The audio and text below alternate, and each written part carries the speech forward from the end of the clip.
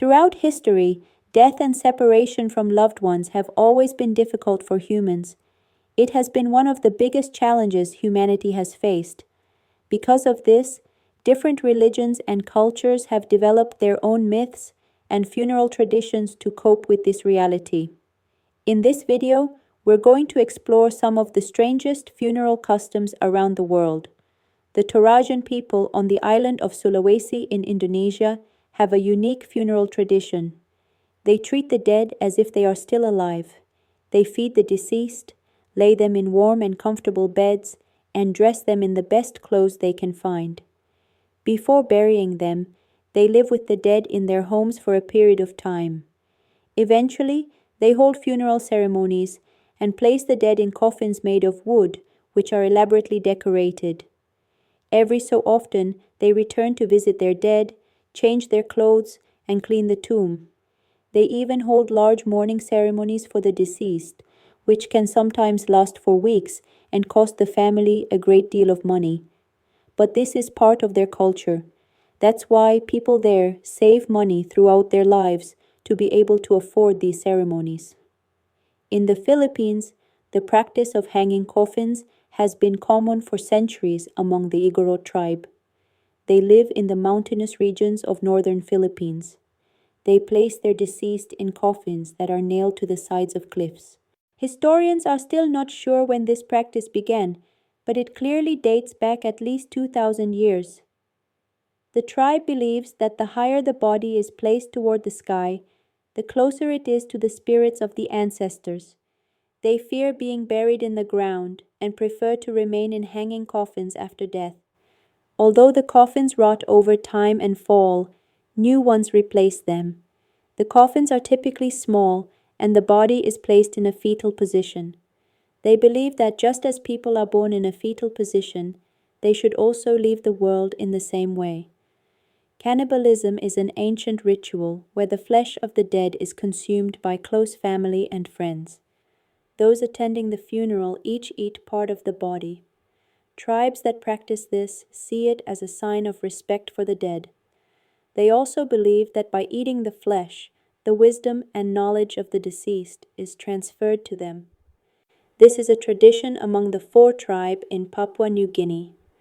For centuries, the Fore people have honored their dead this way. In their tribe, it is common for women and young children to eat most of the flesh. For example, a woman is expected to eat her brother's brain and her brother-in-law's hand. The Fore tribe is not the only one that does this.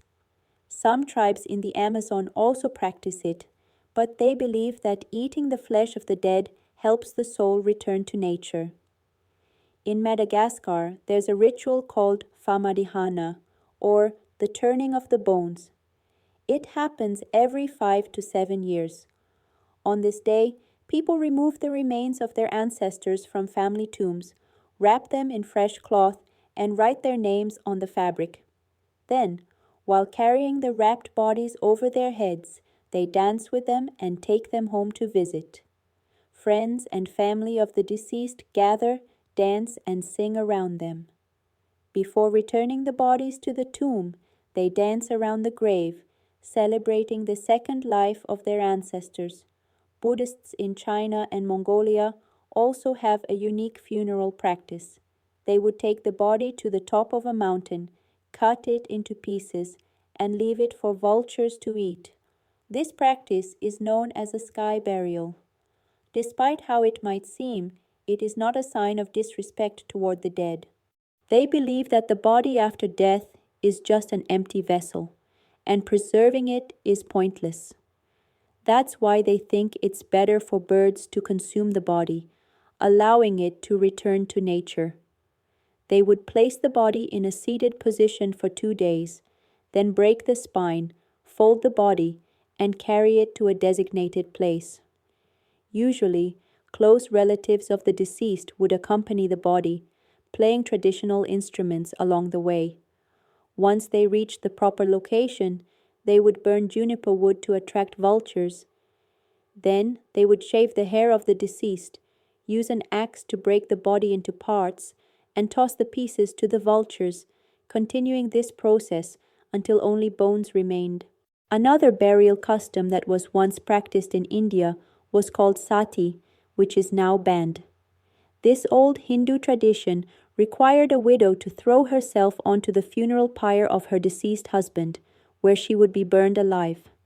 It was considered a duty of the woman and part of the funeral rites. The belief was that a woman couldn't live without her husband and should join him in the afterlife.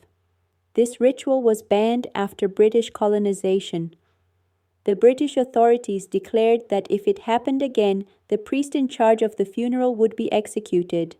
That's how the tradition eventually disappeared. Finally, let's talk about one of the strangest burial methods that has become popular in the past decade. In Florida, underwater burial. In 2012, a unique underwater cemetery called Neptune Memorial Reef was built 12 meters below the ocean surface. It resembles a large underwater city, complete with buildings, benches, and statues. To be buried there, the body must first be cremated. Then, the ashes are mixed with special materials to form structures that are placed on the ocean floor. Each memorial in Neptune Reef comes with a plaque showing the name and details of the deceased. If someone wants to visit their loved one's grave, they have to wear scuba gear, dive into the ocean, and search for the underwater memorial.